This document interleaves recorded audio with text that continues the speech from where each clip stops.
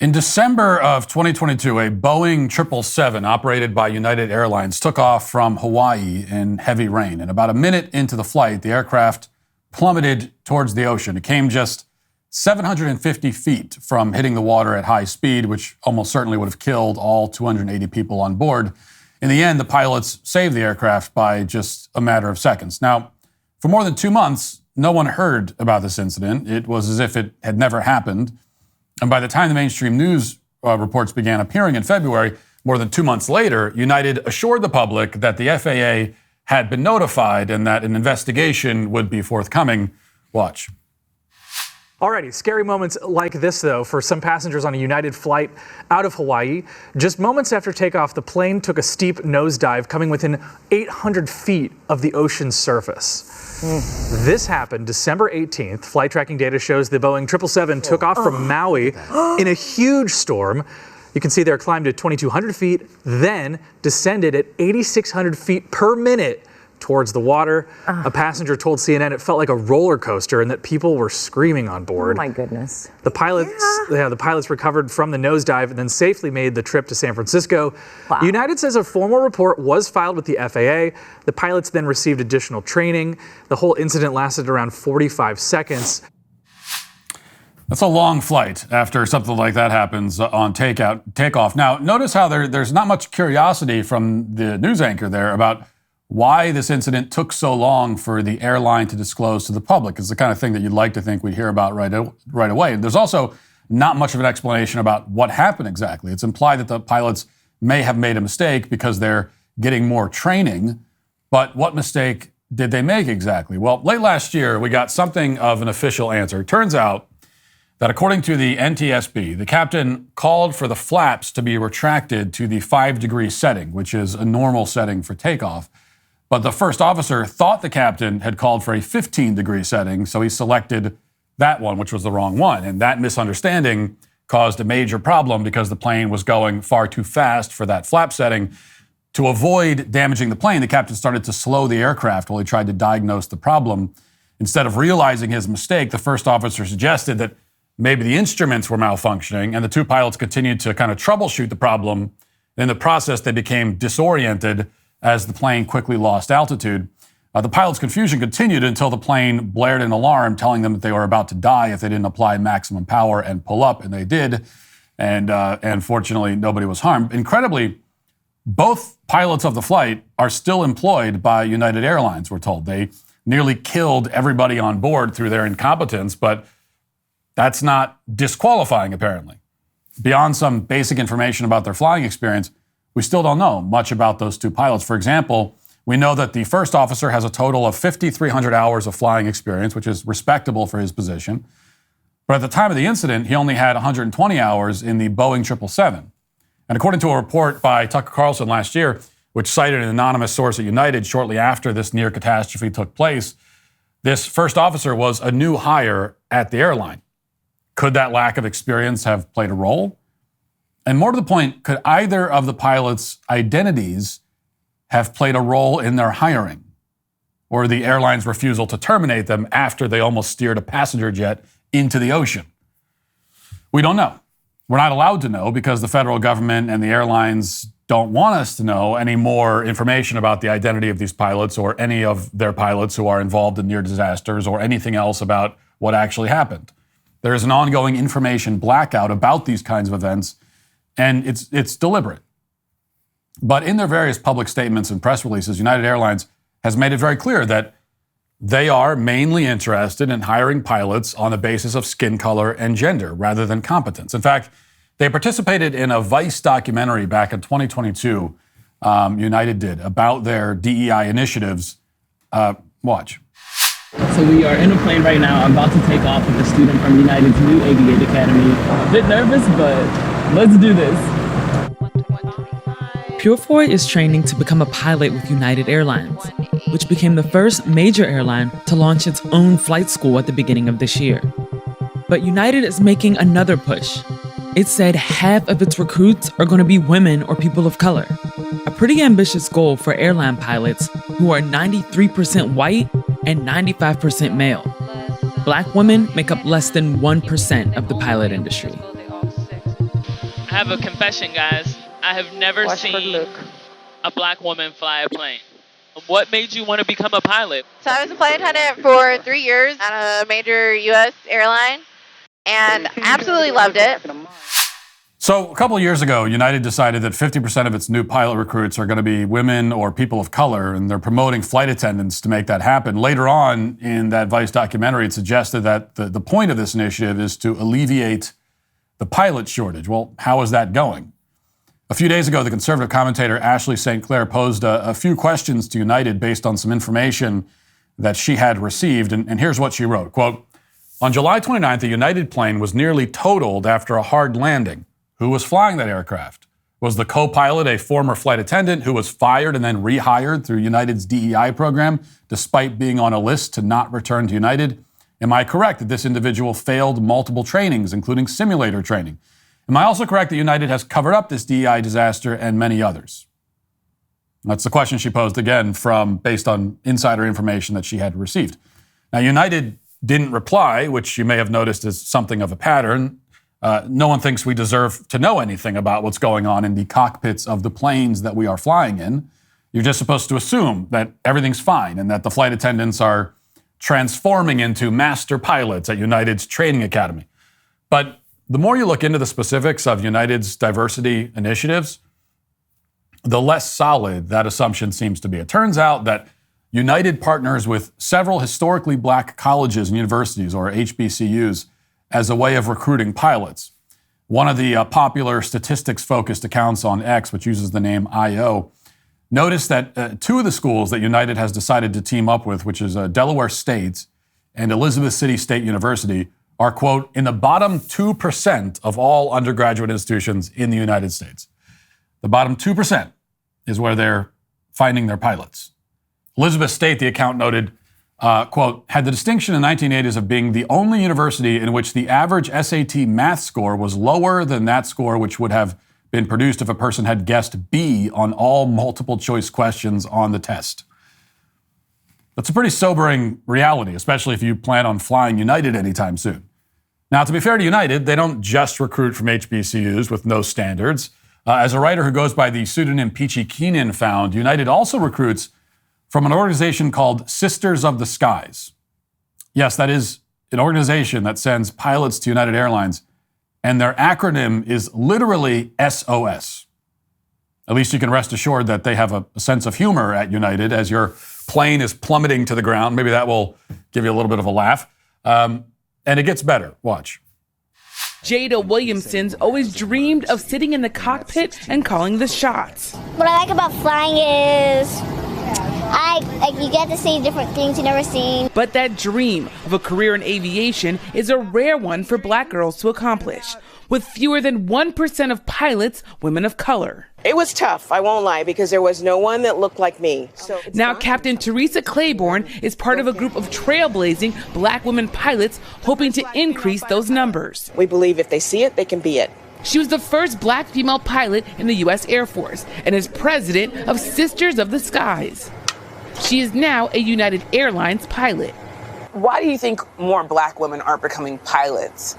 It's extremely expensive. I mean, it takes upwards of $100,000 to get your licensing to fly.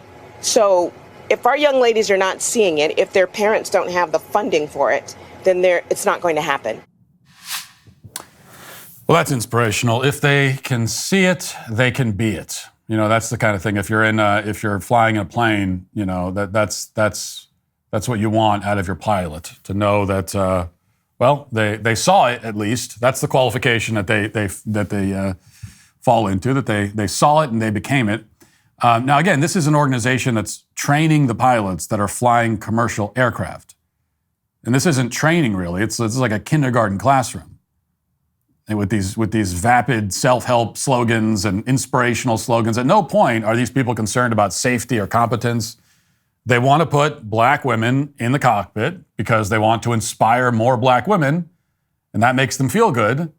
Not because they think they're getting smarter or better pilots, because if you want to get smarter or better pilots, then that's all you're concerned with. You just go looking for pilots who fit these qualifications, regardless of what they look like. If they happen to be a black woman, then great. If it ends up that you have no black women pilots, then that is also great, because if you're just hiring and recruiting based on merit, then whoever's in there is the best for the job, and it's fantastic. Well, what's a better New Year's resolution than building a daily habit of prayer and meditation? Prayer can help you cultivate an attitude of gratitude. Focusing on what you are thankful for can increase positive emotions and improve overall well-being. Hallow is the #1 Christian prayer app in the U.S. It's helped me maintain a daily prayer routine, and it can help you as well. Download the app for free at hallow.com/Matt Walsh. You can set prayer reminders and track your progress along the way. Not sure where to start? Well, check out Father Mike Schmitz's Bible in a Year, available on the Hallow app for brief daily readings and reflections, or pray alongside Mark Wahlberg, Jim Caviezel, and even some world-class athletes. With Hallow, you can customize a personal prayer plan that works for you. Listen wherever you are with downloadable offline sessions. Using Hallow to connect with others who share your beliefs and values can provide a sense of belonging, support, and foster a sense of community. Ultimately, we'll learn how we can become better individuals in spite of today's broken world, as we strive to become more like Christ in our daily lives through prayer, fasting, and giving. Download Hallow at hallow.com/Matt Walsh and get an exclusive 3 months free. That's 3 months absolutely free at hallow.com/Matt Walsh.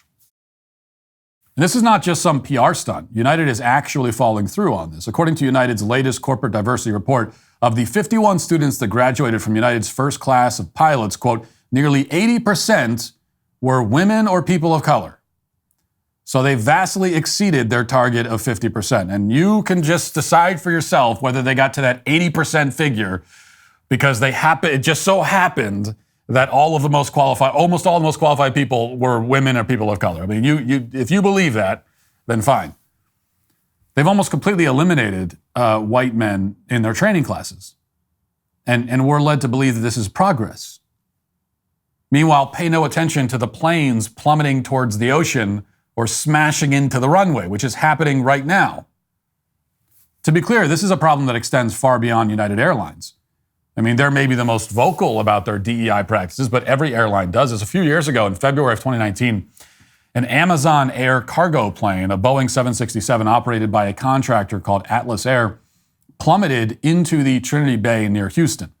Now, what was the reason for that crash? Well, the first officer, Conrad Aska, accidentally pressed a button, giving the plane a massive jolt and thrust, which pitched the nose up. And instead of reacting calmly to the situation, as trained good pilots are supposed to do, he panicked and he forced the control column all the way down. The plane broke through the clouds and disintegrated on impact with the water. Now, Conrad Aska never should have been flying that plane. Prior to joining Atlas Air and Amazon, he had worked for 7 different airlines, where he developed a reputation for pressing random buttons in emergencies. He would always panic in the simulator and just lose all situational awareness and start pressing buttons. But airlines kept putting him in the cockpit anyway. And that's why, in its final report on the crash, the NTSB cited, quote, systemic deficiencies in the aviation industry's selection and performance measurement practices, which failed to address the first officer's aptitude-related deficiencies and maladaptive stress response. Now, what explains those systemic deficiencies? Well, we can't say for sure. We do know that Conrad Aska was born in the Caribbean nation of Antigua.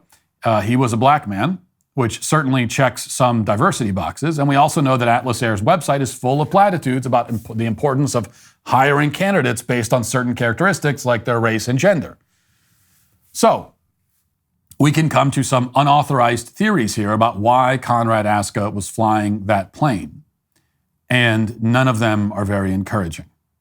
Now, this is not to single out Amazon or United or Atlas. This kind of diversity hiring is endemic in the aviation industry. Keenan says that she's received several messages from pilots warning her of this danger in recent days. So here's one anonymous message that she posted, quote, every airline has an informal pilot assignment program that makes sure their unfireable DEI problem children are always paired with adult supervision. These programs are maintained by aging boomers who are immune to the Kool-Aid. As these guys retire, every flight will be a roll of the dice. Now, remember back, we just talked about that flight that almost crashed into the ocean, and you had the one person who didn't know what they were doing and pressed the wrong button, and then the other guy that's trying to figure out, is that one of those situations? Was this a babysitting mission? We don't know. This rampant DEI mandate doesn't just extend to airlines either. A few weeks ago on the show, when I predicted that we're due for a major air disaster soon, I talked mainly about DEI-based hiring and air traffic control. There's also a push to diversify the ranks of companies that manufacture and install various airline parts. And that includes companies like Spirit AeroSystems, which is no relation to Spirit Airlines, which manufactured that door that blew out on the Alaska Airlines flight over Portland the other day. Like United and Atlas Air, Spirit AeroSystems' website is full of DEI propaganda. In fact, just days before the door blew out on the plane, Spirit executives were posting eagerly on LinkedIn about their next big diversity event. Meanwhile, the company knew they had more serious problems. Shortly before the door fell off of a passenger plane mid-flight, Spirit AeroSystems was hit with a class action lawsuit in federal court. And in the lawsuit, investors alleged that Spirit was aware of the systemic defects in their products, but ignored them and falsified documents to hide them. In one instance, the lawsuit alleged, quote, auditors repeatedly found torque wrenches in mechanics' toolboxes that were not properly calibrated. This was a potentially serious problem, as a torque wrench that is out of calibration may not torque fasteners to the correct levels, resulting in over-tightening or under-tightening that could threaten the structural integrity of the parts in question. But the mechanics didn't want to comply with the audit. According to the lawsuit, quote, some mechanics would not even let auditors take such out-of-calibration tools, locking toolboxes, or yanking them back out of the auditor's hands to prevent the audit.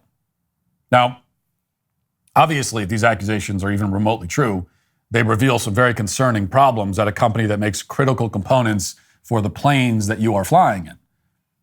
So how did things get so bad? Well, it turns out that according to the lawsuit, Spirit fired roughly 50% of its workforce in response to the COVID lockdowns. They terminated many experienced mechanics, quote unquote, in response to the economic consequences of those shutdowns, according to the suit. Well, when they were doing that, how did Spirit decide who to retain after these unnecessary lockdowns? How did they decide who to hire after the lockdowns ended? Why did they keep the engineers who apparently don't understand how to calibrate their torque wrenches? If you take Spirit AeroSystems at its word, they probably hired a bunch of diverse mechanics. That's what all their marketing materials and investor pitches dictate. But the truth is, at this point, we can't be more specific than that. Is it possible that a crack team of mechanics manufactured the doors on all of these United and Alaska airplanes? As of now, yes, it is. Maybe the fault lies not with Spirit, but with Boeing, which has been in decline ever since it made the decision to outsource key elements of its business to overseas programmers and penny pinchers in Chicago. Maybe Boeing installed the door improperly. We don't know, but at a certain point, we're entitled to some answers. We shouldn't have to guess or speculate about this. We should know the qualifications and the identities of the people manufacturing and installing these airplane doors, just like we should know the qualifications and identities of the United pilots who are skimming the water with Boeing passenger jets. We shouldn't have any doubts about their competence.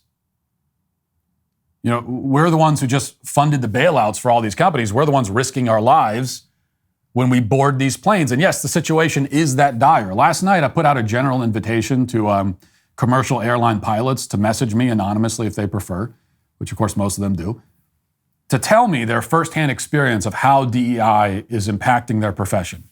And I'm still going through all the messages. I received a lot of them, a lot. But what I can tell you is that as I sit here today, after reading everything that I've read, I am not at all eager to ever board a plane again. I mean, the airline industry is in the process of actively making itself less competent and less reliable. And the pilots themselves will tell you that if they're in an environment where they can say it without getting fired. When it comes to the pilots, you know, the old guard, the masters of their profession, who were hired and promoted based on their skill alone, they are still mostly in control. But that is changing. And meanwhile, the airline industry is hiding the truth and lying about the dangers we face. Like the COVID cultists who wrecked the economy, the DEI cultists desperately don't want you thinking about the downstream effects of their ideology. And as a result, every time an airplane takes off in this country, we are getting closer and closer to discovering those downstream effects the hard way. Thanks for checking out this video. If you'd like to listen to my full podcast on the go, you can check out The Matt Walsh Show on Apple Podcasts, Spotify, or wherever you get your podcasts.